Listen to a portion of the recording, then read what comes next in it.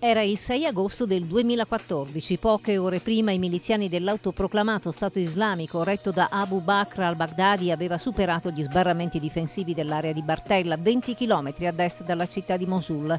In migliaia erano scappati, portandosi verso Erbil, la città principale del governo curdo in Iraq. Ed è proprio in un campo profughi che il collega reporter Emanuele Confortin di Castelfranco Veneto trova un rifugiato interno, il maestro Matti Al-Kanun, professore d'arte che a Bartella aveva comperato casa per godersi la meritata pensione. Cristiano siriaco ha raccontato dei suoi dipinti abbandonati a casa, vista la fuga con la famiglia, e il desiderio, una volta liberata la sua città, di capire quali fossero le condizioni della propria abitazione. La casa aveva retto, le sue opere anche, seppur squarciate con un pugnale per mano dell'ISIS, proprio quelle tre che raffiguravano la cristianità.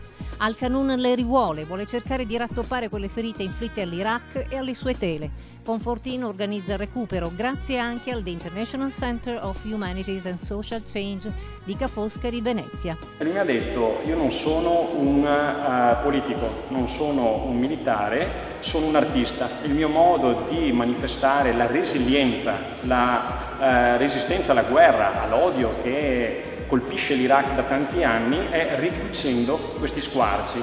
La mostra itinerante che ospita le tre tele, come pure gli scritti e le gigantografie del giornalista veneto ospitate alla chiesetta dell'Angelo di Bassano del Grappa, sarà aperta fino al 2 giugno.